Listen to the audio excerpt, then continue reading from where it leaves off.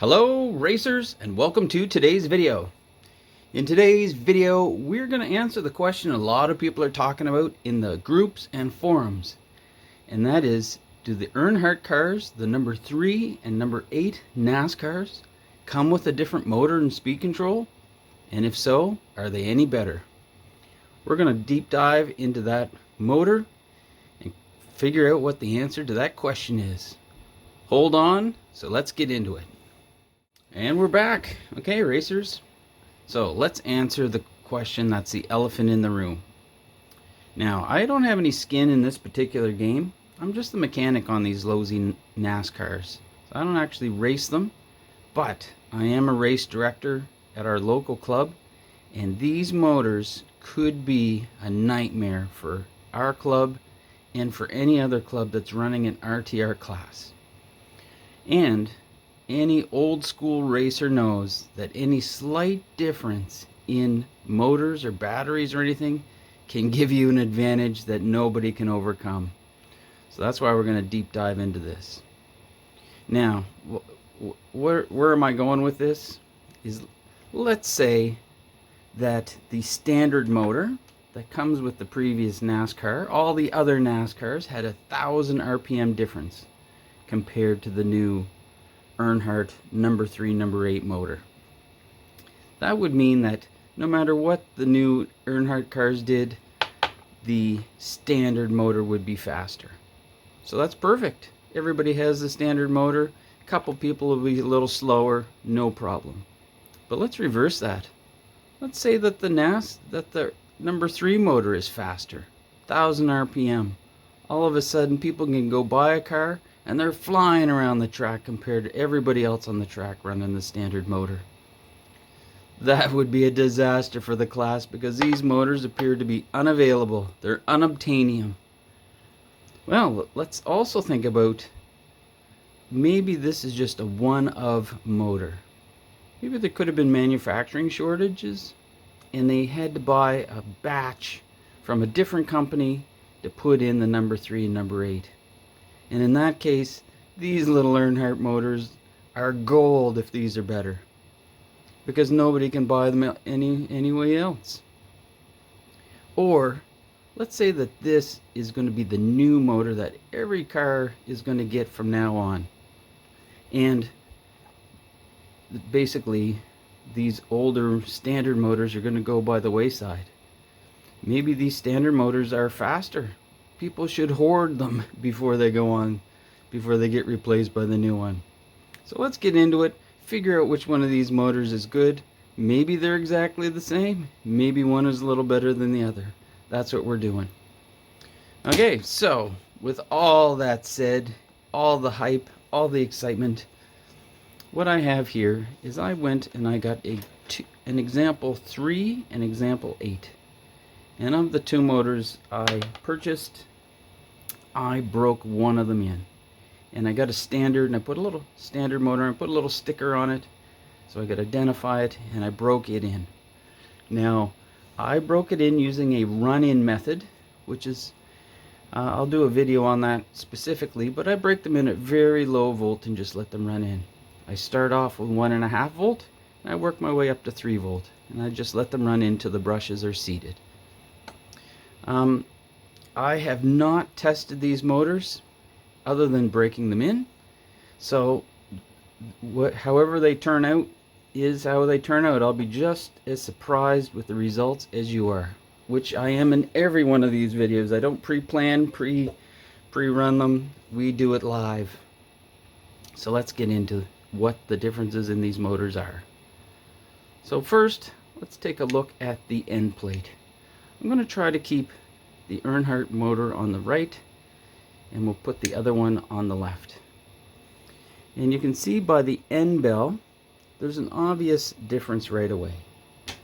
You can see that the bushings on the standard motor seem to be a little smaller and a little more copper colored, where the number 3 motor is a bit more brassy looking. So that's interesting. On the sides, the motors themselves, the new motor does have etched into it its maker and model number. All the other holes appear to be the same as the standard motor. You see a locator hole. They're pretty much the same that way, where the magnets are held. Next up, the obvious difference. On the number 3 motor, we see, you can see up close what's happening there is there's a little circuit board. And what those circuit board has on it that the other one doesn't have is a little set of capacitors. Now this is an old school way to keep noise out of the motor. You can see that here we have the circuit board grounded to the can, and then we see on there's a little chip, little capacitor between the black and the can, between the red and the can, and then you notice on this side between the red and the black there's a capacitor, and then that's just to keep noise and sparking and things down. Now it's obvious that the standard motor doesn't have that. You see that the standard motor does, the bushing does look, has a coppery look to it versus a brassy look. The end bell on this is much open. You can see air vents in the number 3. So you can see that from the end bell point of view, it is a bit different. Okay, so kind of looked at the outside of the motor. Let's take a look at the inside of the motors. And to do that, I have a little scope here. Try to bring it in frame. I'm not going to focus too much on the scope, other than we'll see some differences. So here we go, standard motor under the scope. Let's take a look at said brushes. Okay, so hopefully you can see that. You can see that the brushes on the commutator, give it a little spin. It's been broken in, but you can still see that little shape, little arch. It has been broken in all the way, but not completely. But what I want you to notice, if you can, is the color of those brushes.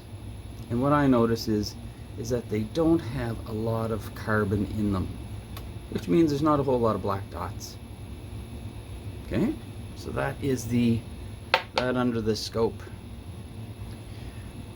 We'll put the NASCAR motor under the scope. First thing you'll notice is there is a big blob in the way. See right here on the screen, this white blob is in the way. So that looks to be a security measure to keep the old school racers from twisting that comm. Back in the day, you could turn the comm in there and get yourself a few more degrees of timing, and you can see that they put a comm, what looks to be a comm lock in there. Also notice the fan is upside down. The blades are going from top to bottom, where in the other Losi motor they go from bottom to top, which makes this motor very difficult to work on and see inside of.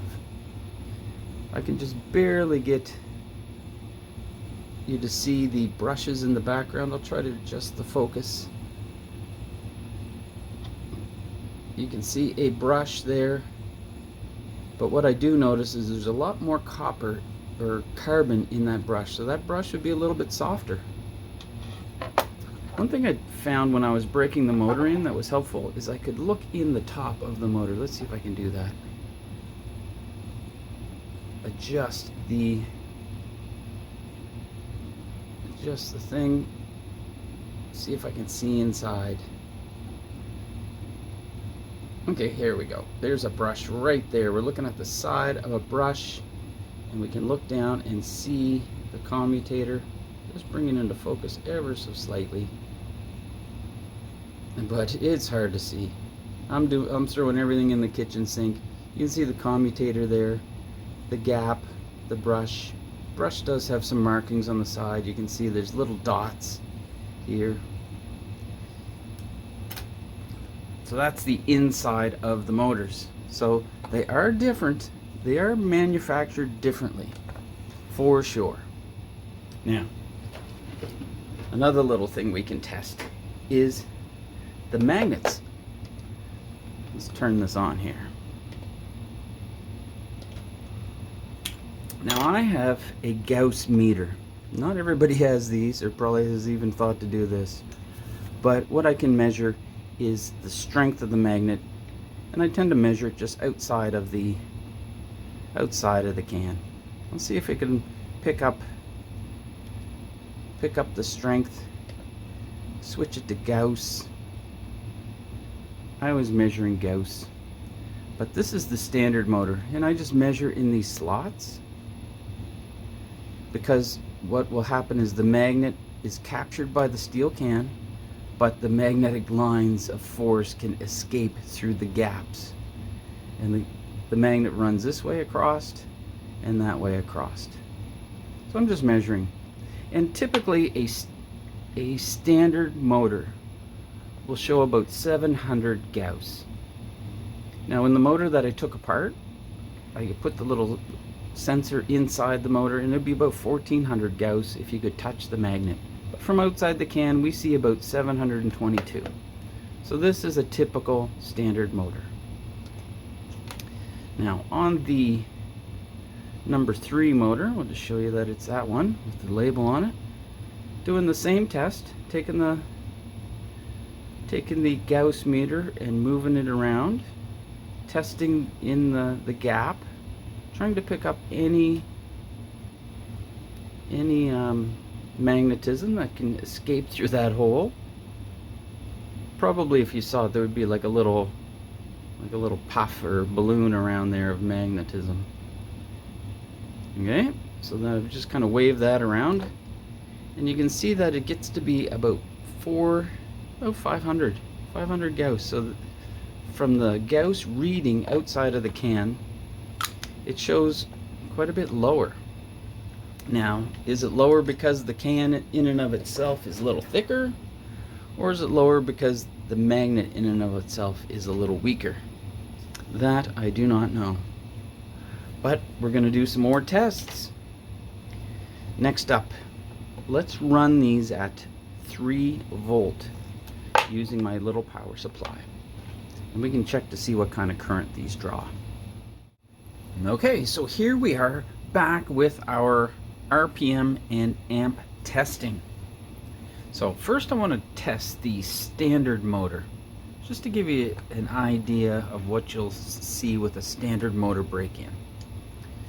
Now, a standard motor that's thoroughly broke in at 3 volt, and I do my tests at 3 volt because that's what I break them in at, but I will be doing an 8 volt test here shortly, so don't worry about that. But I typically do my measurements at 3 volt, but just because it's easy on the motor.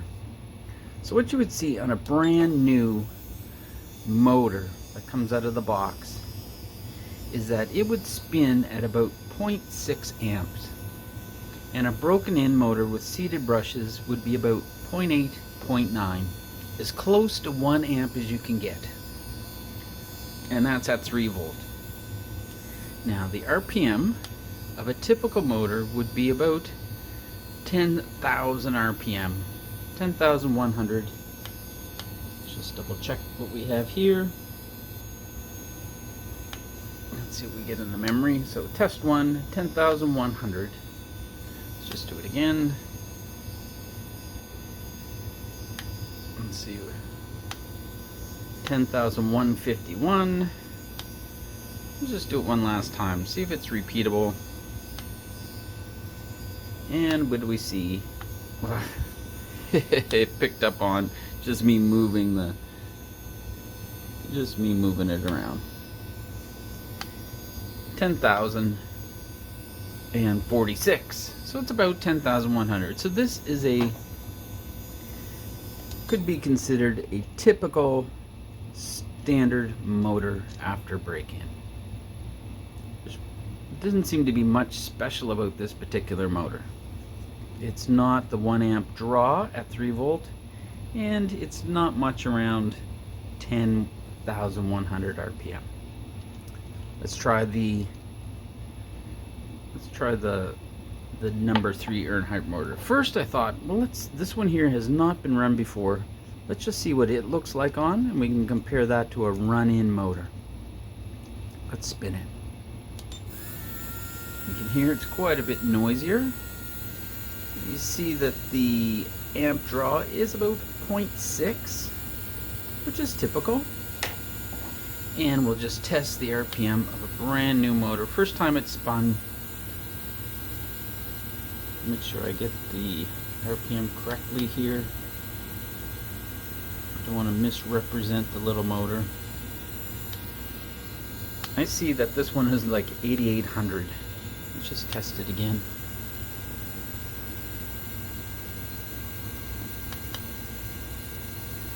I want to be sure that I get it properly sensed.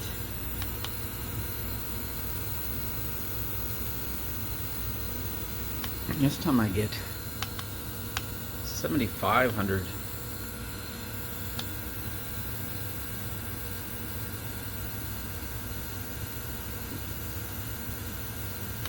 So this is actually testing quite a bit lower. This is not really the test I want anyway. I was just showing you that a brand new motor is about 0.6. And this particular motor was around, say, 8,000, 9,000 RPM. Let's test the broken in motor that we've been looking at. Okay, so here we go. So fully seated brushes, we see that that went from about 0.6 to about 0.8. You can see 0.8 flashing there. This is a 3-volt setting. Now let's just double check the RPM that we find. And the RPM that we find this time is about 9,500. Let's do it again. About 9,800.